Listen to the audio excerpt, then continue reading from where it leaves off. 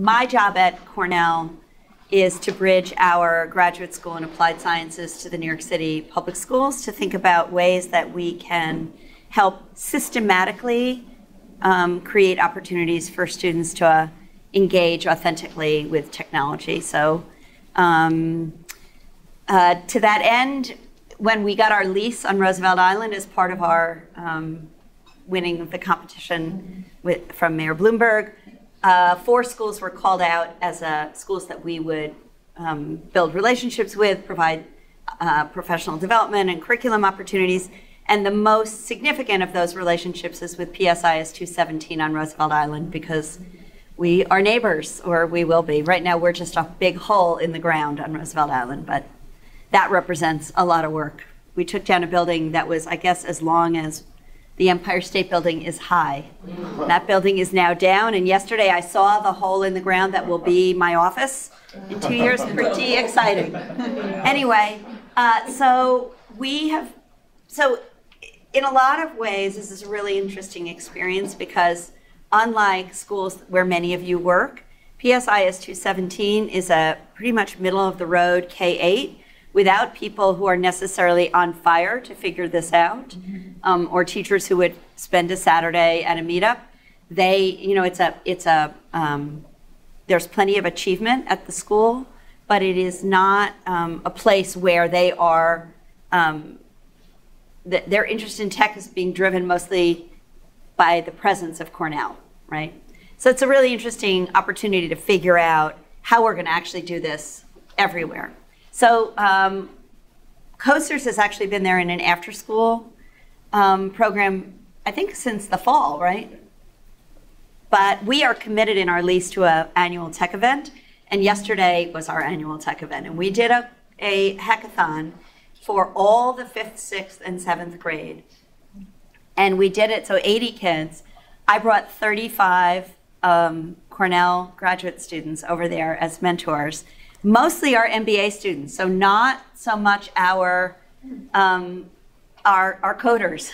Although all of our MBA students have a technology background, but they volunteered to do this, and off we went to Roosevelt Island. And I wanted to just show you. Well, you've seen now probably all the pictures that I have up. That's me doing a math challenge in the middle. So we built games aligned to Earth Day, and we did a whole thing where they counted. We talked about how many water bottles it takes to make fleece, and I did an event ahead of time with them where we showed the Pacific garbage dump and talked about what happens if you don't recycle your water bottle. I realize it's quite simplistic, but I was thinking, oh, here are things that are actionable. They're at their Earth Day hackathon. I look in the trash can, and there are 100 water bottles thrown in the trash. So I hang on a minute, everybody, and we did a math challenge on how many water bottles I'd found and what they could have done with them had they not thrown them in the trash. Anyway, I'm going to just change this to show and let Gordon talk a little bit about, this is, I want this, there we go. Here's what the kids built. So they actually all built games. Should I click on something? Sure. Do you care? That was mine. So that okay. Yeah, that was fun. They didn't all do what we told them to do, which we thought was kind of cool. Should I run? Yeah. Okay. You have to run around and pick up all the water bottles. You got to use the keys to move around. Well, why don't you? Oh, there she is. Oh. So our challenge that Diane presented me with, and we really racked our brains, the team at Coasters, for a while, was we've got a group of students in a 3-hour hackathon. The majority of them have 0 programming background. We did get one 30-minute prep for most of them to really get familiar with how the system works, and it's a very Scratch-like interface for Python. And we wanted to come away at the end of that 3 hours with a viable project from pretty much all of the groups, and as Diane put it, the real thing was they had to come away with a lesson learned and a change in behavior around Earth Day. We picked recycling and water conservation. This was a recycling game, and the idea was in the process, because they had to program the the thing they were recycling, the thing they were making, and how many it took, and then make the game where they ran around and collected enough of them to make the thing, that was the big lesson around really getting a tangible understanding of the benefits and what recycling really does. The water conservation project was around turning off the water while you're brushing your teeth and how much water that saves, and then choosing a short shower versus a bath. So they had to do the research, they had to take the findings from the research and apply it to the game mechanics that they put into the way the game functioned, and then they got to make their own decisions about what they were going to recycle, what they were going to make, but it had to align with the research that they did around Earth Day. So they all came away, and again, Diane quizzed them at the end with the water bottles on whether they had learned the underlying Earth Day message, and at the same time, they all produced these great projects. They did, but as you can see, some of them were catching kittens instead of water bottles, which was great. I'm wondering what the kittens become collected up. I don't know. Yeah, so yeah, I guess if I get to the end of this game, we get to see the pants or something. Well, whatever they decided kittens get recycled into, I'm a little scared. And we were very supportive with our grad students about them making changes, like, oh, I guess you get a big cat. You get a big cat. Yeah. It's like the kittens do a big cat. That makes sense. We told them that the most important thing is, and you can see, that they saw this code and they fooled with this code because this code said water bottles and now it has kittens, which is really pretty much what our goal is, right? That's right. Oh, it's so many kittens. Keep going. I'm obviously, okay, anyway. So this page is actually available. This is just coasters.com/ps217. You can play with the different projects that the kids made. You can see the code. And I think Thomas will let you remix it. If you have an account, you can sign in and remix their projects and play with them. So we have that same, we really learned a lot of lessons from scratch about what works. So the projects that are out there, these may not be remixable because they had a class structure. They were sort of built in a structured way, and they have some scaffolding around them. But in general, when you make just free-form projects without that scaffolding, they're shareable and remixable. But these actually have a component that's built in. Does this come with lesson plans or yes. People? Okay. So there are really two avenues to this. So the other lesson we learned in the Scratch process is that teachers really do want a structured sort of starting point.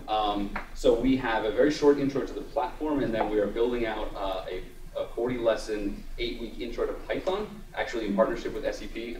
So that will be that'll be ready by about mid-June and be ready for the fall. And so that will give them. We're looking at schools getting them to do two days a week for one semester as a baseline literacy for the school. And then following on to that, there are Common Core math-aligned lessons that go into 6th, 7th, and 8th grade statistics and geometry, which is why we talked to Stephen about integration. I don't know if I get a hat or what. I'm trying. You pop up in the code, you can sort of see the goal and what. Really? Yeah. How many you have to get? Oh, the backpack. Yeah. No, yeah. They made a hat. You're supposed to get it at 20. They might not have actually put it up there. Oh, see. Anyway. The other thing is we are having a meetup next Saturday. If you go to meetsters.com/coasters, if anybody's interested in coming back to teacher meetup, it's very similar to this. We get around. We end up doing a lot of building projects. I really like to get in and make something. So that's a big focus of our meetings. But if anybody's interested, it'll be in Brooklyn at 3 Metro Tech. That's okay. Do you guys have any of the school's teachers at the meetup at this event, or it's just kids? No, we brought our team, which was 5 people, and we had the 35 grad students. Oh, and one of the teacher who had done, Alyssa was there as well. But mostly the Cornell grad students really jumped in, and I was very impressed with their engagement with the students. It was pretty hands-off from the teachers. We were amazed how. Sorry. 3 Metro Tech, which is the complex. I've been there. Yeah. Where's your meeting? The organization that's hosting us is NPower. Oh, NPower. And it's all on the Meetup site. And if you want, I can email you the details as well. So it's meetup.com/coasters. All right, thank you. And it was a lot of fun. Diane, thank you so much for getting us involved and bringing the grad students and everything. And it was a great. blast. We all learned a lot. Yeah. I'll tell you, some part of what I learned a lot about was the bandwidth at the GAE. And we thought we were ready, but we weren't ready. I have a question. I'm just curious, what made you decide to do it with Coasters instead of Scratch? So first of all, Coasters was already at the school. Okay. And I actually, before I talked to Gordon, I kind of cast around to try to find, I'm not a technologist, so I couldn't program this myself.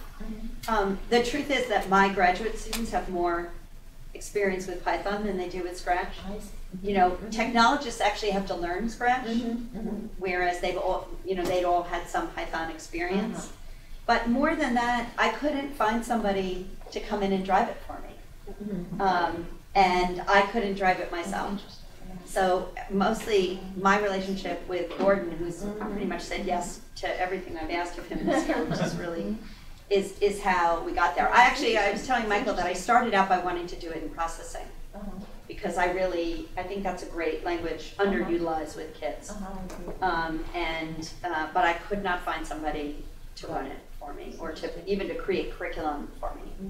I have a friend who's on the faculty at UW, and she'd done a workshop with girls in processing, and she shared what she had, but it had been an hour, and of course she's a computer scientist.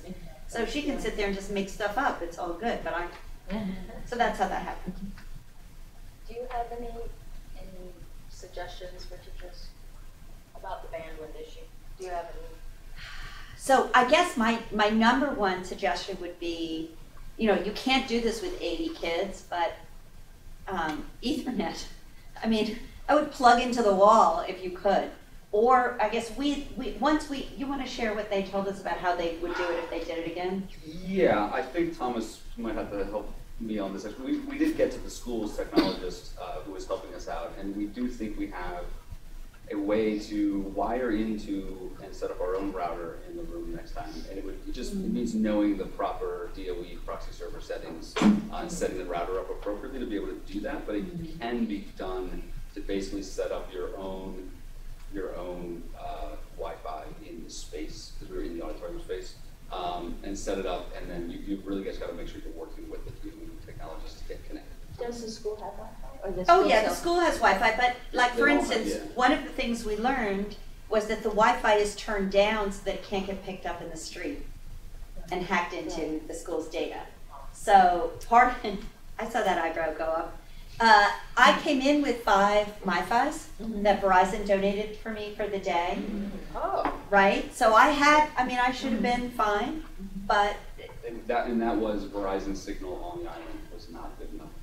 Verizon has had a lot of issues. You know, the thing about like that it can't be detected on the street, what they say is that it would jeopardize the E-rate discount that they get. So I think there's some aspect of that we have to at least acknowledge as issues in the world. And I just want to say, what you should do is in your school, if you feel like you have to just keep putting in tickets, because right now they're identifying places to move ahead, and we tortured them for years, and we are moving ahead at my school.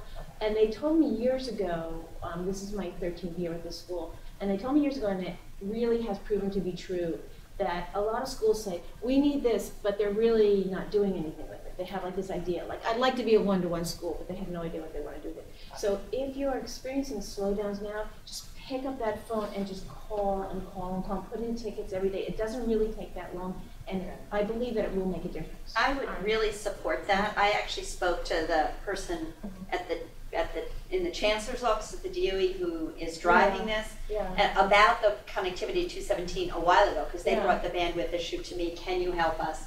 And he said to me, send me every ticket that they've put in so I know. It works. So I said to the guy, send me all your tickets, and he was like, well, I haven't put it.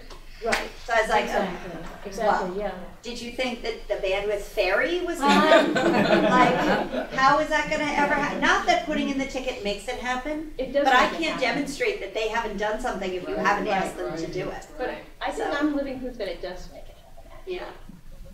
So I said to him, you better submit that ticket so that I can now not be a liar to this man. It's like the unblocking thing too. Like everybody's like, everything's blocked. Well, if you put in a thing, it gets unblocked. Right? Yes. The unblocking, I think you're right, turns out to be easier. It's just a matter of doing. So the thing is, if you're going to do something like this with so many kids, that's the thing you need to plan for. But if you did, you could do something like this just as fun with, 20 or 30 kids in a lab or whatever, where you wouldn't stress your bandwidth this way. You know, and I have to say, I'm really hopeful that as we build out our student population, that I'll have more and more mentors available for everybody's hackathons. My students did support the CEF hackathons all year and loved it, and this group told me they would continue to be active after they graduate. So I think we are planning to intentionally populate the world of the very small world of K-12 hackathon mentors with Cornell Tech graduates everywhere. Yeah. You know what else might help too is if you can differentiate when you open your ticket with the DOE. I used to work for DOE, Department of Information Technology, and if you can differentiate between Wi-Fi and your bandwidth issue, if you can help them out there, you can get the ticket to the right place. That's really helpful. Thank you. Because if it doesn't get to the right place, you're going to have people troubleshooting your internet connection rather than your Wi-Fi. And I think it's probably both in this school, but you're exactly right. Schools, because of the old buildings, Wi-Fi is more often the problem and much easier to fix. Okay, thank you. I have one more thanks for that.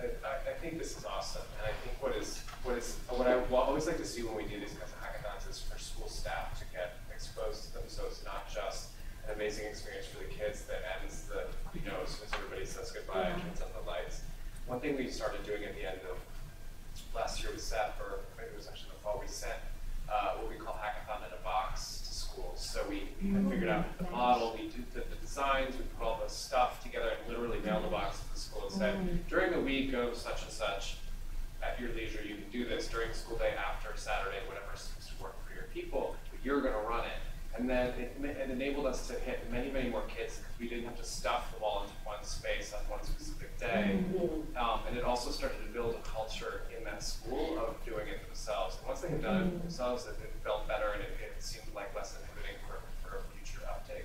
So I would like to see, like, if you guys invested a lot of design energy in figuring out how to do this, then start training more people to do it as well. That's really powerful. I have to say, the administrators and the teachers sat in the back, open mouthed. Like, I've been talking about this for a while, and they couldn't, the principal, and I have a difficult relationship with this principal because when Cornell made a decision to come to the island, they had an idea about what financial investment that was going to be that was fantasy. And so every time I walk in the room and I don't come in with dollars, it's like I failed before I even sit down. And since I never come in with dollars, I pretty much am always failing. So this was the first time that they got it, and they were so happy. Like, the principal smiled at me like multiple times. It was really awesome. But she did say to me, literally in the middle of this event, okay, so now I need like a whole build out. Like, what do we do Monday, basically? Right. And it was a great moment. It was a terrifying moment. But so I think that's the other thing I would advise people is obviously we never liked something that's a one-off, but they suddenly, when they saw it, they were ready to roll with it in a way that they had not been until. It was really cool. It was great. I think what Michael said is very powerful, because I know we've taken students and teachers out to hackathons, and nobody from them ever kind of wrote back to us or said, can I come help you do one, or can I come visit? It was always like that kind of experience that sort of really empowers you to think that you can't do it. Sort of the opposite. Right. So those people over there will take care of it, and that's right. And the only way you can do that kind of thing is if you go out to do it. And and that's why we were so excited to do it there, have the teachers there. And we did do t-shirts, and we did t-shirts for all the teachers, and I was surprised by how much that meant to people. It's nice. It's a nice thing. Really nice. To say, you matter, and we made you something. And we did certificates. At the end, we gave kids a certificate that said license to code. Oh, very cute. Nice. So, in Old English. Very cute. Anyway, I just wanted the chance to share because. Yeah. Thank you. Is the food here, Cindy? It'll be here soon.